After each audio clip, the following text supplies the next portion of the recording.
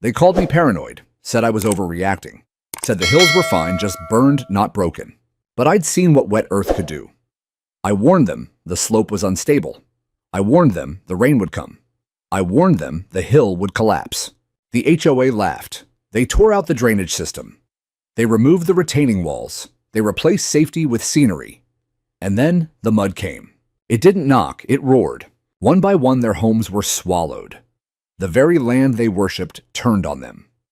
And when it was too late, HOA President Melinda Sharp screamed my name. Not to mock me this time, but to beg for help.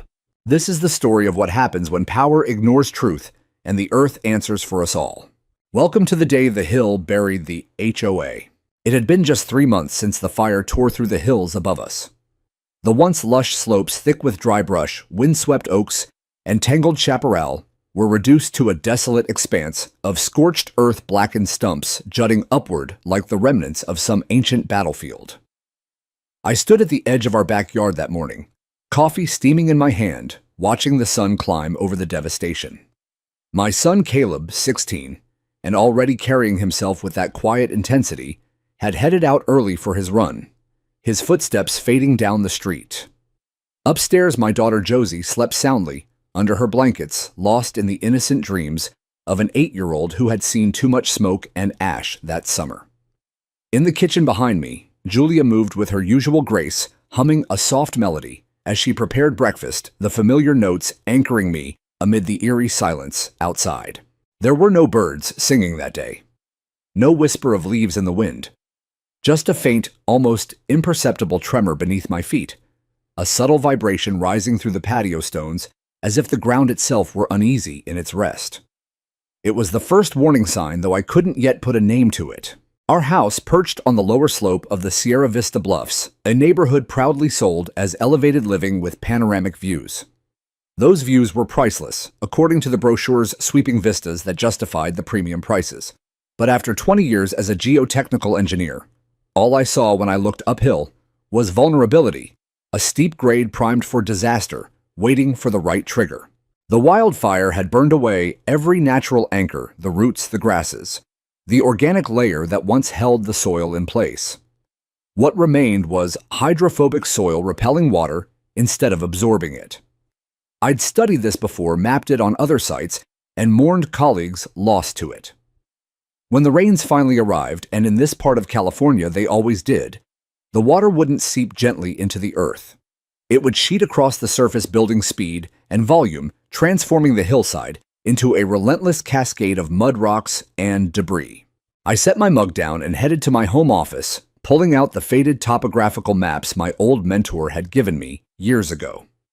I overlaid the latest satellite images, tracing the burn scars' dark outline, the sharp inclines, and the subtle changes the HOA had approved without a second thought, cleared paths slicing into the slopes for community walkways, sturdy retaining walls swapped for decorative planters and lightweight fences. Worst of all, the main drainage culvert on the southern hill gone, filled in and paved over for aesthetic improvement, as the latest newsletter had cheerfully announced. The numbers stared back at me, cold and undeniable. My stomach nodded as the projections aligned with my instincts. This wasn't a distant possibility. It was inevitable. That evening, as Caleb returned flushed and sweating from his run, and Josie finished her homework at the table, I spread the maps out under the warm kitchen light. Julia paused in the doorway, dish towel in hand, her eyes meeting mine with instant understanding. "You're going to that meeting tomorrow," she said quietly. It wasn't a question. "I have to," I replied. "Someone needs to say it out loud."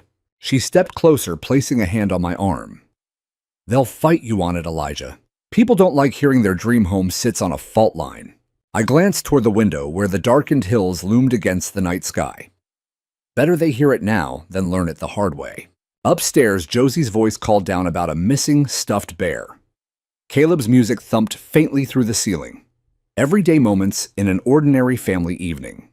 But beyond our walls, the burned hillside stood silent under the stars, scarred, unstable, and holding its secrets close until the rains came to unleash them. The next day, I walked into the Sierra Vista Community Hall with a thick folder tucked under my arm. The weight of it, a small comfort, against the knot in my stomach.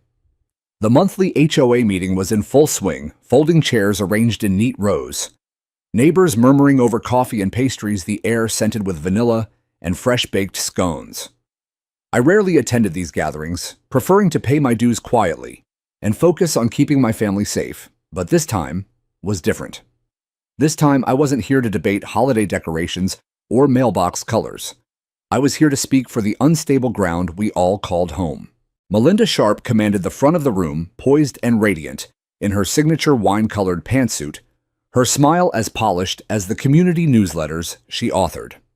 A former real estate PR specialist, she had a gift for turning concerns into compliments, for making restrictions feel like privileges. She had no background in engineering or infrastructure, but she excelled at vision, beautiful, livable, picture-perfect vision. When the open floor portion began, I raised my hand. Melinda's gaze landed on me, a flicker of recognition softening her expression. "Mr. Merrick Elijah Wright," she said warmly, as if greeting an old acquaintance. "Welcome. Please share your thoughts." I stood feeling every eye in the room turn my way. I spread my materials across the front table, topographic maps marked in red satellite overlays, highlighting the burn scar rainfall data from past seasons and photographs of post-fire failures I'd witnessed firsthand. My voice remained steady, drawing from years of presenting findings to skeptical committees. "The hills above us are critically unstable," I started. "The fire stripped away the vegetation that anchored the soil, leaving it hydrophobic. Water will run off it rather than absorb. On top of that, the recent HOA-approved changes, clearing slopes for walkways, replacing solid retaining walls with planters and fences, and eliminating the southern drainage culvert, have disrupted natural runoff paths. We've essentially created a funnel for debris flows. With sustained rain, even moderate amounts, the southern bluff could liquefy and slide. Homes in the lower sections, including several here today, would be directly in harm's way." The room fell quieter. A few neighbors leaned forward, concern etching their faces. Mr. Tolbert, whose property bordered the old gully, shifted uncomfortably in his seat. Melinda's smile held firm, but a subtle tightness appeared around her eyes. "Elijah, we truly value your expertise," she replied, her voice smooth and reassuring. "It's clear you've invested a great deal of time in this. Sierra Vista is a community of families, though we prioritize spaces where children can play safely and neighbors can enjoy the beauty around them. Turning our neighborhood into a fortified zone isn't the vision we're building. Beauty won't hold back thousands of tons of moving earth," I said, keeping my tone even. "This is physics, not opinion. The county has strict post-wildfire guidelines for a reason. Altering drainage without a certified geotechnical review violates those protocols. I'm providing the data maps, precedents, projections. We still have time to reinforce the slopes and reopen the culverts before it's too late." A ripple of uneasy murmurs spread. Melinda clasped her hands, the epitome of composed leadership. "We'll have our landscaping consultant review your documents thoroughly," she assured the room. "In the meantime, let's focus on the positive. Fear doesn't foster community, Elijah. Shared beauty and optimism do." Supportive nods came from some board members. Others avoided my gaze. I gathered my papers, the folder feeling heavier than before. As I stepped out into the bright afternoon sun, the charred hills loomed mockingly behind the hall, their silence louder than any argument. That night, long after the kids were asleep, Caleb scrolling on his phone in his room, Josie tucked in with her bear, I sat on the porch with Julia.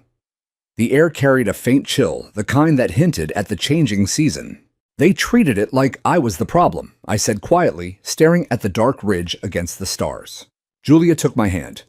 "You planted the seed. That's more than most would do. But seeds needed soil to grow, and I wasn't sure this community's was fertile enough." Up there, the earth continued its quiet shift, indifferent to meetings and smiles, waiting for the rains to give it a voice no one could ignore.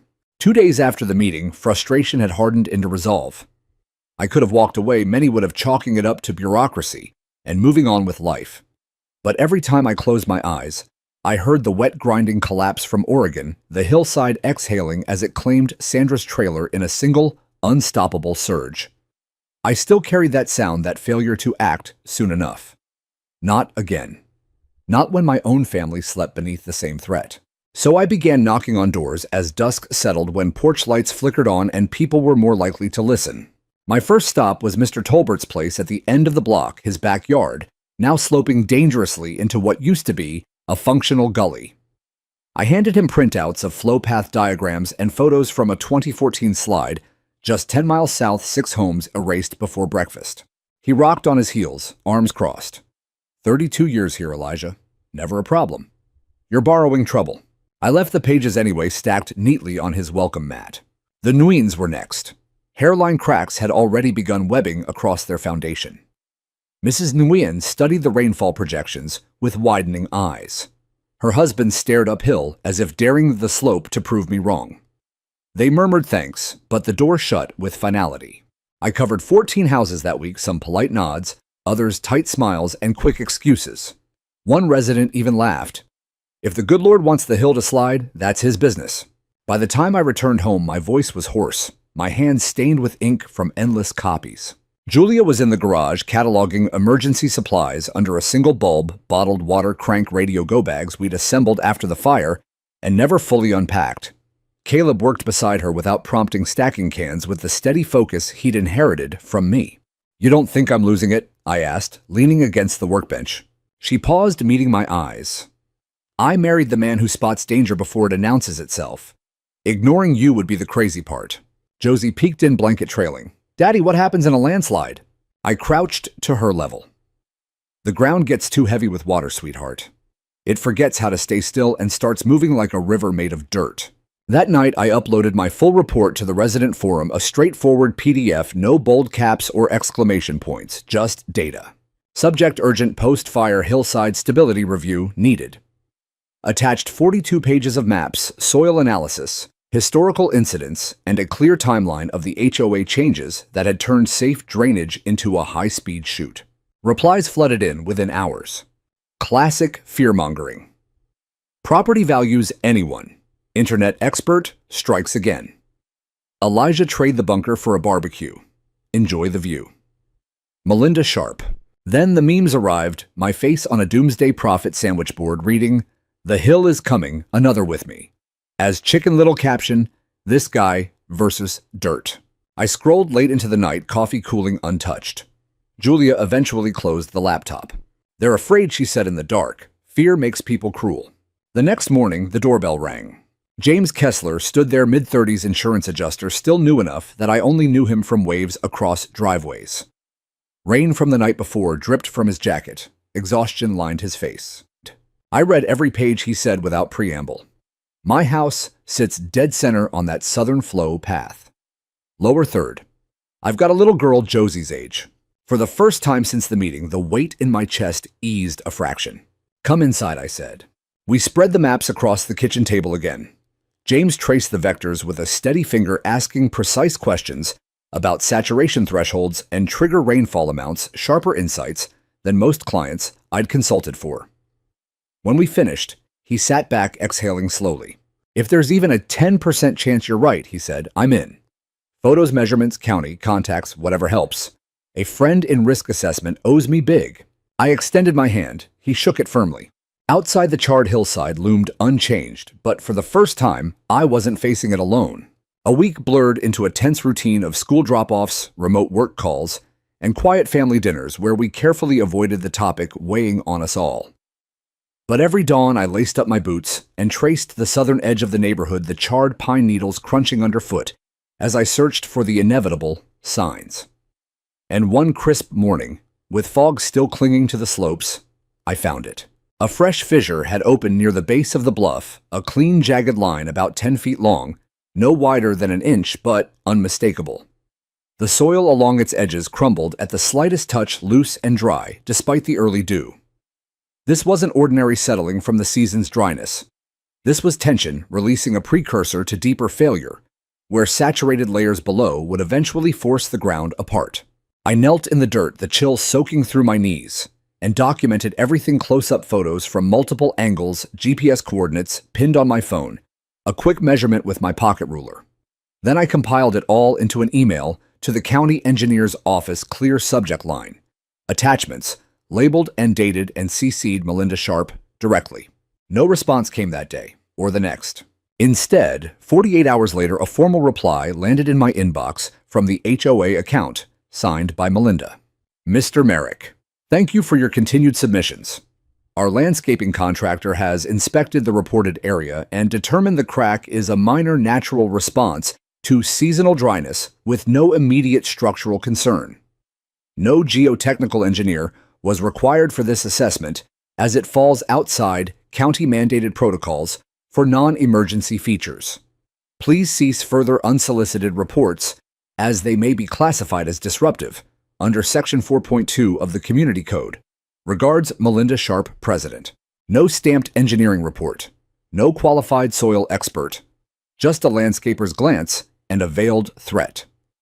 The word disruptive stung like salt in a fresh cut. I was trying to prevent a catastrophe, and they were treating me like the problem. That same morning, while walking Josie to the bus stop, her small hand trusting in mine, I glanced uphill and felt my blood turn to ice. Two workers in yellow vests were dismantling the last intact concrete drainage box, the one installed when the neighborhood was built in the late 90s. It had channeled runoff from the upper ridges safely through underground pipes to the northern perimeter. Sparks flew from their angle grinders as they broke it apart, making way for what the work order pinned visibly to their clipboard and signed by Melinda Sharp Permit, NYCHA HOA 2025-47, called Terraced Garden Enhancements. I called up the slope. Hey, who approved tearing that out? One worker looked down, wiping sweat from his brow. HOA board vote last month. Said it was outdated junk. New planters and benches coming in. That junk is the primary flood control for half the lower homes, I shouted, voice cracking with urgency. You're removing the last barrier against uncontrolled flow. He shrugged, already turning back to his tools. We just do the job on the permit, man. I stood frozen as they reduced decades of engineered safety to rubble, the sound of breaking concrete echoing like gunfire in the quiet morning.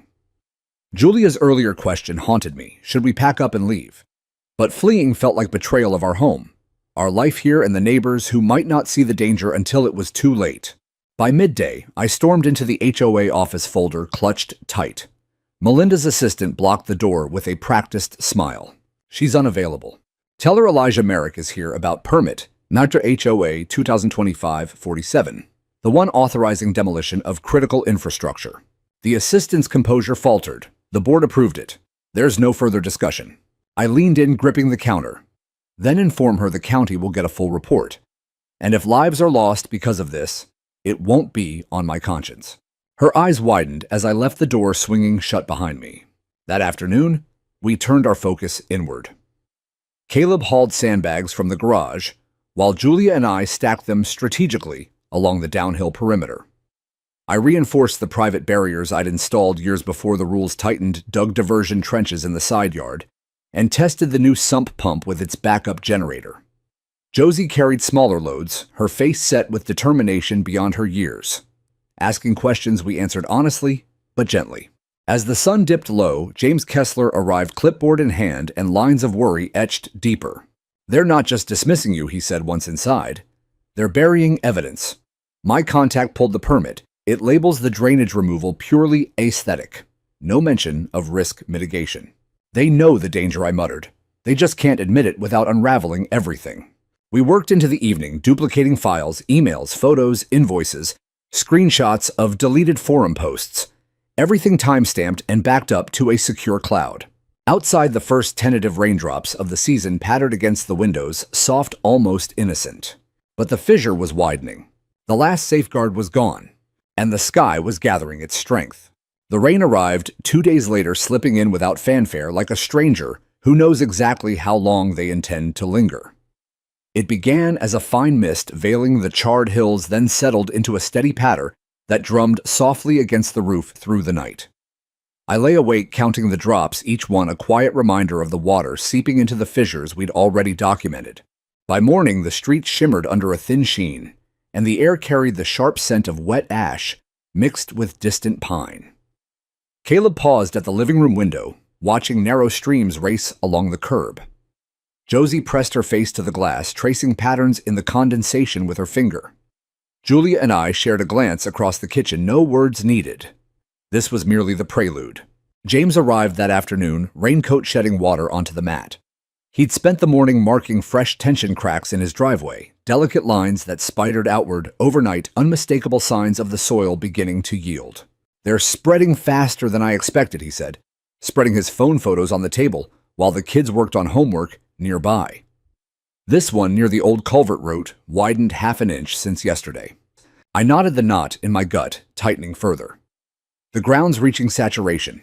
It's losing cohesion up there. He rubbed his temples. "My wife's talking about loading the car and heading to her sister's. I convinced her to wait for now." "But Elijah, how long do we really have?"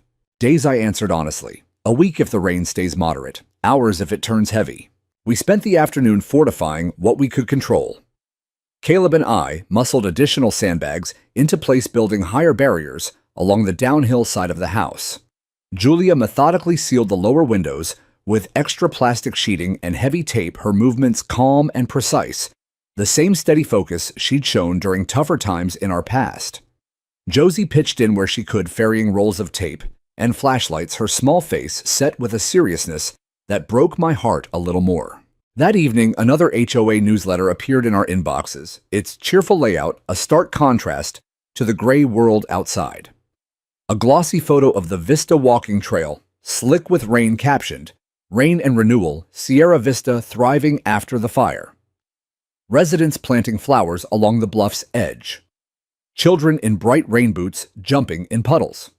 And at the bottom, in elegant italics, "We encourage residents to disregard unsubstantiated rumors and trust the board's dedication to both safety and beauty." I snapped the laptop shut, harder than intended. Julia rested a hand on my shoulder without comment, then poured us both tea. On the third night, the drizzle strengthened into a persistent downpour, tapping insistently against the windows. Around 2 a.m., I rose quietly and slipped into the garage, flashlight beam cutting through the dark. Water already coursed down the driveway, in eager ribbons, pooling briefly before racing toward the street. The earth beyond our fence had turned into a slick, reflective surface broken only by the occasional ripple. Then I felt it, a low tremor beneath my boots, subtle but undeniable. Not thunder, the ground shifting, testing its bonds. I stepped out into the raincoat forgotten and followed the old service road behind the Tolbert's property. My light caught the upper bluff sagging forward in slow motion, trees leaning a few degrees farther, downhill roots straining against the pull. The slope was slumping, drawn inexorably by the weight of water it could no longer contain. Heart pounding, I hurried back, soaked to the skin, and woke Julia with a gentle shake. "It's starting to move," I whispered. She was instantly alert, nodding as she swung her legs out of bed. We roused the kids, Caleb silent and ready, Josie rubbing sleep from her eyes, but clutching her blanket without complaint. I gathered the emergency binder radio headlamps. James's number was already dialing as I pulled on boots. While it rang, I opened my laptop one final time. The email to the entire HOA board was brief, no attachments, no subject. "You removed the last offense. Now gravity gets to decide what's beautiful." I sent it, powered off the device, and turned to my family huddled in the hallway, eyes wide but trusting. Outside, the rain poured harder, steady and unyielding. The hillside was no longer silent. It had found its voice, and it was gathering strength. The rain held steady for 4 unrelenting days. No thunderous storms or dramatic flashes, just a constant soaking downpour that saturated everything it touched. It hissed against the roof during the day and murmured against the windows at night, infiltrating every seam and pore of the landscape like an insistent whisper, turning into a demand. The charred hills absorbed it at first, the soil darkening and swelling, but capacity has limits. Soon water pooled in shallow depressions, traced silvery paths along the walking trail, and disappeared into the growing fissures with quiet greed. On the 5th morning, I ventured out into the damp gray light and saw the transformation plainly. The Vista walking trail, Melinda's celebrated concrete pathway, now carried a stark, jagged fracture straight through its middle, widened to nearly 3 inches overnight. It branched like a vein under strain, one arm snaking toward the Tolberts' backyard, the other dipping beneath the Nguyen's foundation, tracing the buried ghost of the demolished culvert. The surrounding ground had begun to sag, a subtle but ominous depression forming as the slope exhaled under its hidden burden. Higher up, the scorched trees no longer stood proud, their trunks tilted forward several degrees, roots clawing at the air in futile resistance. The entire bluff was slumping imperceptibly to the untrained eye, but clear as a warning bell to mine. I knelt in the muck boots, sinking deep, and recorded it all, measurements with my ruler, time-stamped photos, geotags plotted on my phone. The cold slime clung to my fingers like a premonition. That afternoon, I drove through curtains of rain to meet Sarah Rollins at a quiet cafe downtown. My old colleague from the state agency, sharp-eyed and no-nonsense, still owed me for hauling her out of a collapsing test pit a decade ago. I slid the updated folder across the table, new Fisher photos, revised saturation maps, probe readings from the slope. She flipped through the pages, her expression growing grim. "Elijah," she said quietly, "this isn't erosion anymore. This is imminent structural collapse. You're sitting below a loaded spring." "I've sent alerts to the county multiple times," I replied, wiping mud from my hands onto a napkin. "They're waiting for something visible before acting. Liability games." Sarah glanced out at the rain-smeared street. "I'll draft an unofficial advisory, off record. Use it to pressure them harder." Back home, the house felt smaller, the air thick with the constant rhythm of water on shingles. Josie had filled pages with crayon drawings of the hillside trees, tumbling houses floating in brown rivers. Caleb assisted Julia in reinforcing the downstairs windows with plastic and tape, his movements, methodical, jaw clenched. He hadn't voiced fear once, but I saw it in the way he kept glancing uphill. "Think it'll hold much longer?" he asked, while we tested the sump pump's hum. "Not if the rain keeps this pace," I said, "but we're ready as we can be." That night, yet another HOA newsletter arrived, tone-deaf optimism in digital form. Photos of rain-kissed flowers along the bluff, residents smiling under umbrellas. Melinda front and center on the trail, inches from the widening crack. Caption: "Embracing renewal, Sierra Vista, stronger than ever." I'd had enough. I filmed a video right there on the saturated bluff, rain plastering my hair, wind carrying my words into the downpour. 5 minutes, no theatrics, just me gesturing to the fractured trail, the leaning trees overlaying simple diagrams on the screen. "This isn't alarmism," I told the camera, water tracing cold paths down my neck. "This is what happens when aesthetics override engineering. We've removed the safeguards. Time is short. Secure your homes, elevate valuables, and hold the board accountable before the ground does it for us." I posted it to the forum without hesitation. Views surged hundreds, then thousands. Comments split the community, anger over scaremongering and plummeting values on one side, desperate questions on the other. "How to reinforce foundations. Best sandbag techniques," Maria Vasquez wrote. "We lost everything in paradise because no one spoke up soon enough. Thank you, Mr. Merrick." James texted, late, fresh cracks fracturing his driveway like fragile ice. At 3:27 a.m., a sharp, resonant crack jolted me from uneasy sleep. Not thunder, but something deeper, primal. I rushed outside into the torrent, flashlight piercing the dark. Halfway up the slope, a towering pine had surrendered, its trunk pitched forward at a perilous angle, roots tearing free in wet clumps. Radiating cracks fanned outward, water bubbling from the wound's pressurized flow seeking escape. Julia appeared in the doorway, clutching Josie's blanket. "How close?" she asked, voice steady despite the tremor. "Too close," I replied. At first light, I forwarded everything to the county, one last time, video photos, Sarah's advisory. Melinda's response was swift, a legal threat if I didn't remove the damaging post.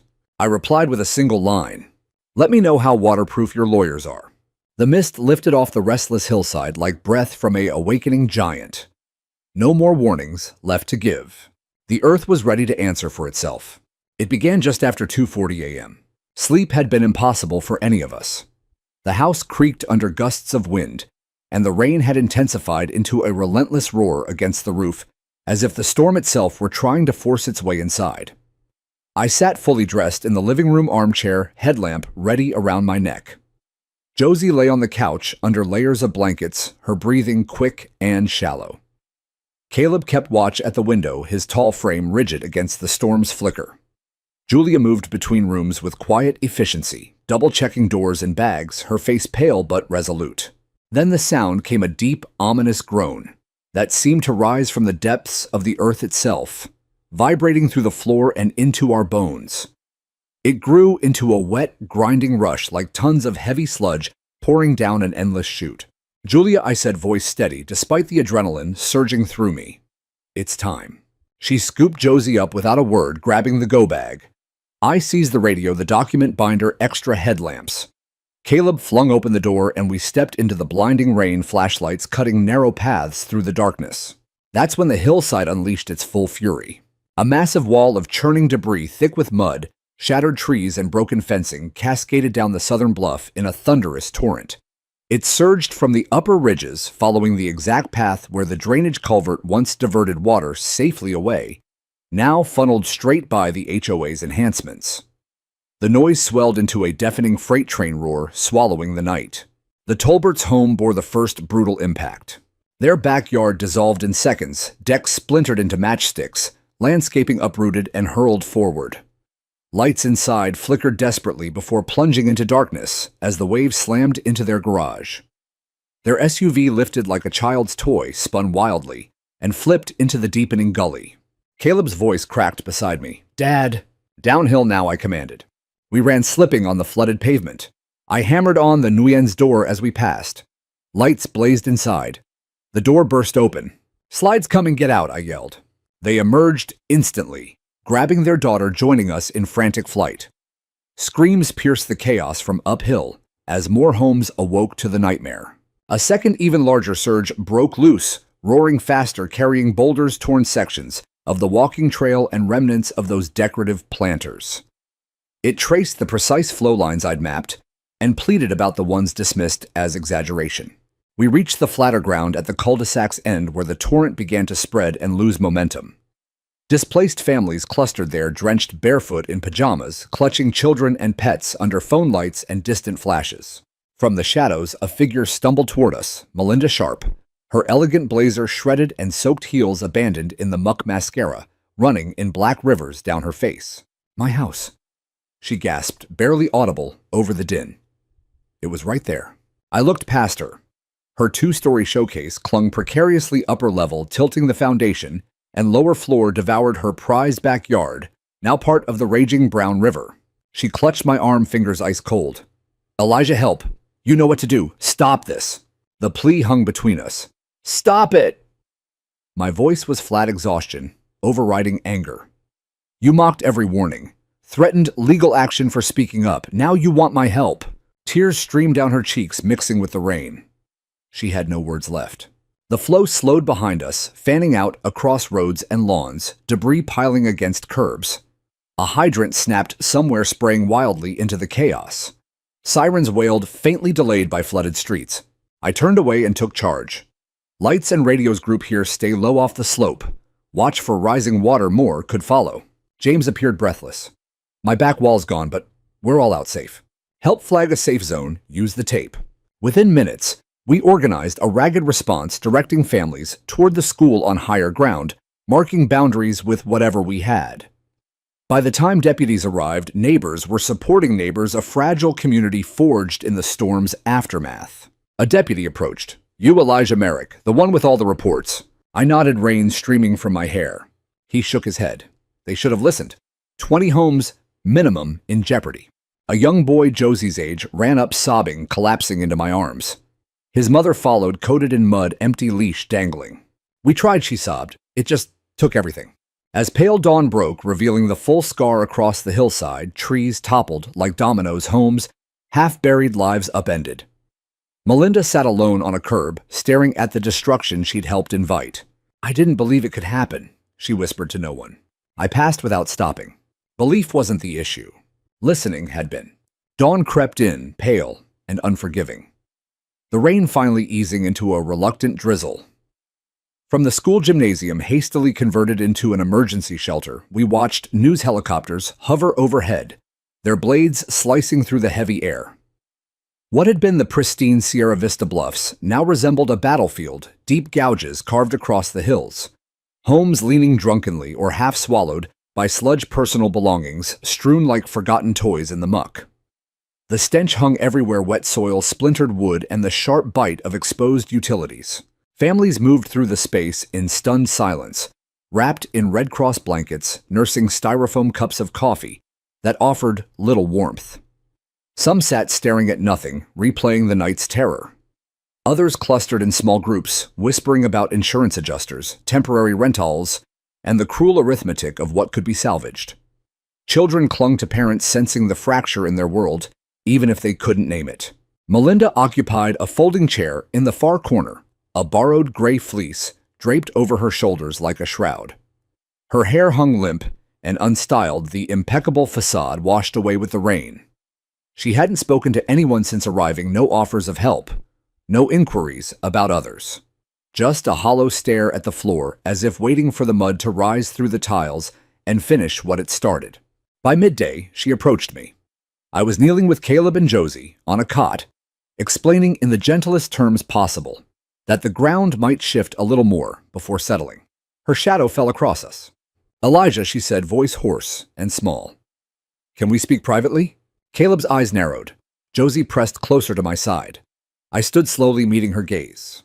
She swallowed, tears already brimming. "I was wrong. About everything, the drainage, the warnings, all of it. You tried so hard and I shut you down, mocked you. I thought if I ignored it, it would go away." The gym noise seemed to fade, the scrape of chairs, the murmur of conversations, leaving only the two of us amid the wreckage of her choices. "Say it louder," I replied quietly, "so everyone can hear. Or is this just for your conscience?" She flinched, glancing at the neighbors now watching. No one moved to comfort her. "I need guidance," she whispered. "The board. We're lost.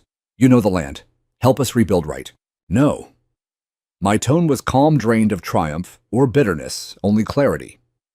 "You're not asking for the community. You're asking to save your reputation. Lawsuits are coming. Investigations. Your name is on every permit, every dismissive email."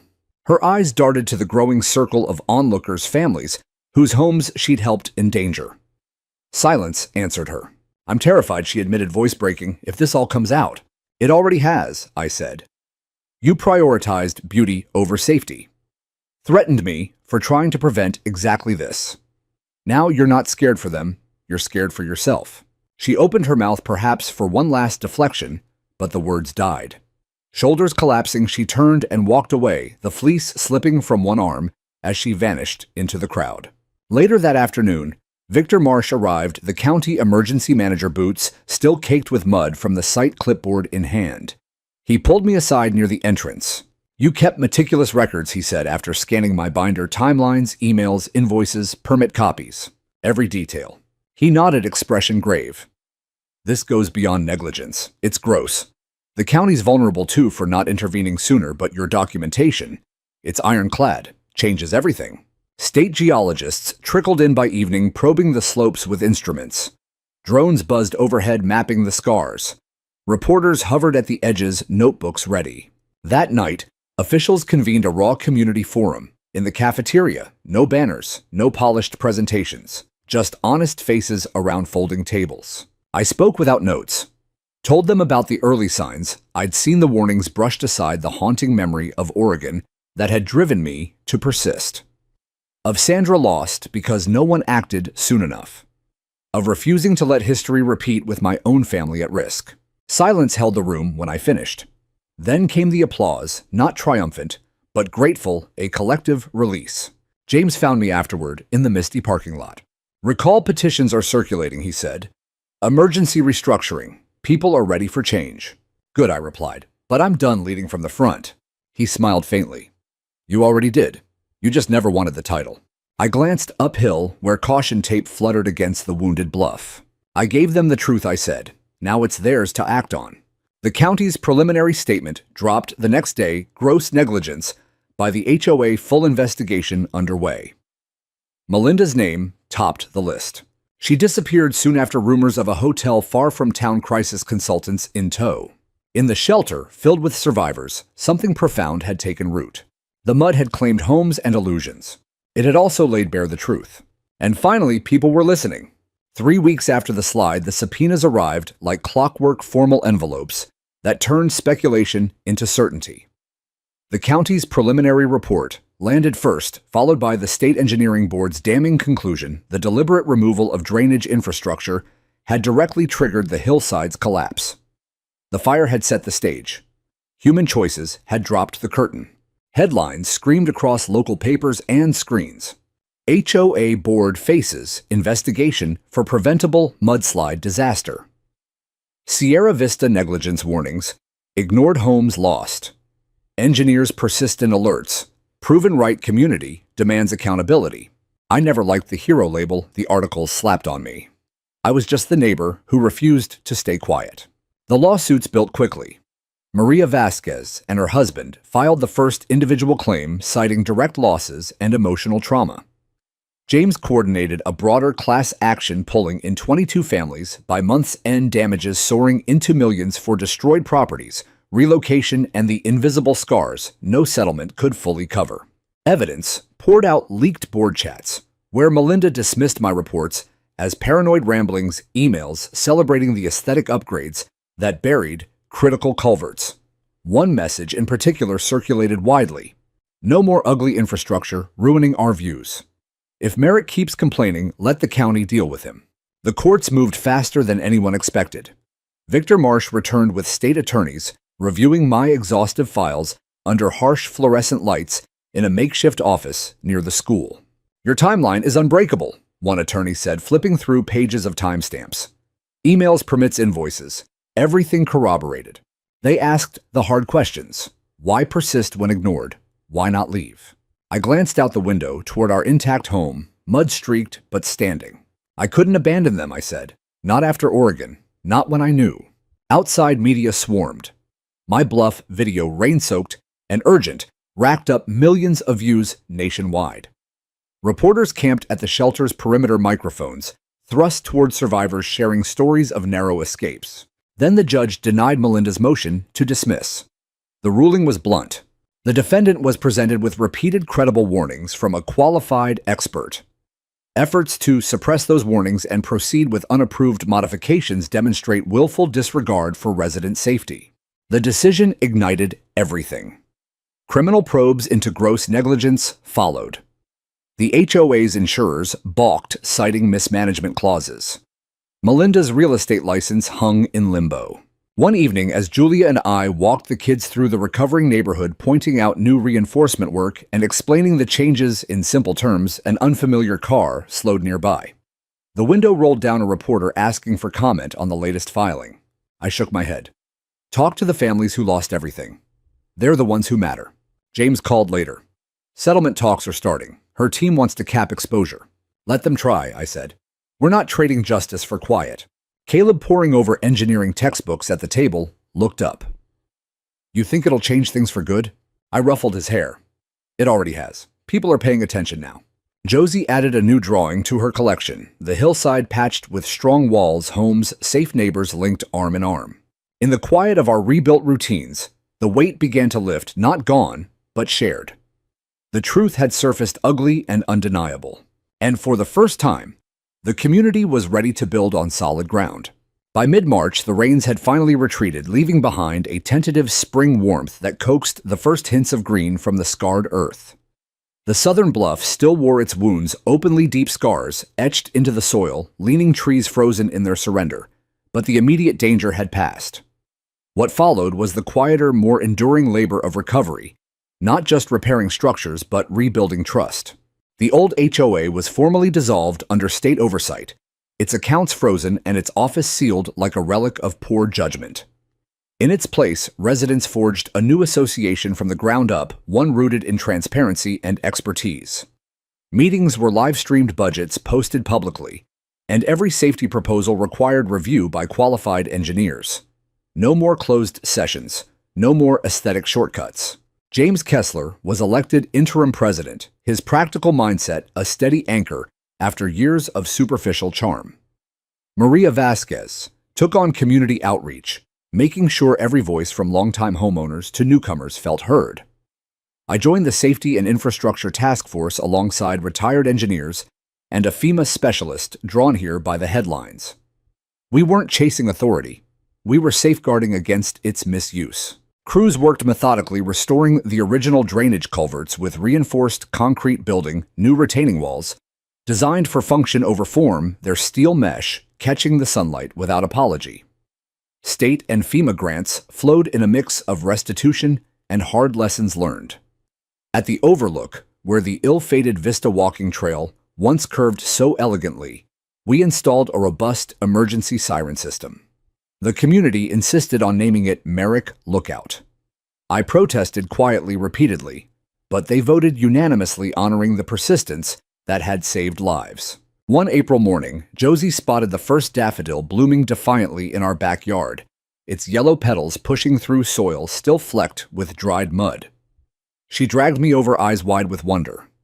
We knelt together for a long moment, watching it sway in the breeze, a small stubborn proof that renewal finds a way even in broken ground.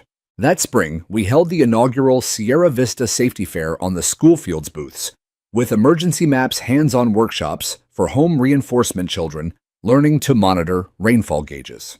A guest speaker titled her talk, "The Community That Learned to Listen." Afterward, James caught me by the refreshment table. "You reshaped how this whole county handles governance," he said. I shook my head. "The land reshaped us. I just refused to avert my eyes." That night, as dusk painted the recovering hillside in soft gold, Julia and I stood at the yard's edge.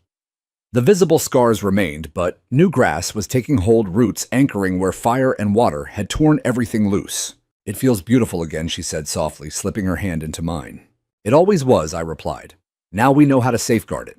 Weeks later, an unmarked envelope arrived, the final settlement notice. Melinda had agreed to significant restitution, a permanent ban from any governance role, and a formal admission of negligence. No personal apology, just cold legal language. I tucked it into the folder beside Sandra's memorial photo. Different slopes, same unforgiving truth. Power isn't inherently destructive. Power unchecked, unquestioned, that's the true avalanche. In June, Josie's mural was unveiled on the community center wall, a vibrant hillside fortified with strong walls, homes, secure neighbors linked hand in hand along the ridge. At the base, in her careful handwriting, "We listened to the land and to each other." I lingered there longer than planned, emotion tightening my throat, until Julia wrapped an arm around me. Caleb, deep into engineering school applications, spent evenings drafting updated drainage plans for incoming residents. He'd grown quieter since the slide, thoughtful, purposeful, like someone who'd witnessed the Earth's raw power and chosen to stand with it, not against it. The mud had come without mercy, stripping away homes' illusions and nearly lives. Yet in its wake, it had forged something resilient, a neighborhood awake to its vulnerabilities, committed to facts over facades, expertise over ego. We had been torn open. In that opening, we discovered how to endure. Years from now, when the scars have faded and new families arrive, lured once more by those panoramic views, they'll hear the story of the engineer who warned the leader who wouldn't heed, and the night the hillside demanded its due. They'll pause at Merrick, look out, feel the wind whisper through recovering trees, and remember, beauty is fragile. Vigilance is what preserves it. As the sun dipped behind the bluff that evening, casting long shadows across the neighborhood, we lingered on the porch, watching the world settle into night. Not with fear, but with the profound peace of survivors who had faced the worst and chosen together to rise stronger. The mud had come for our homes. It had not claimed who we became, and it never would again.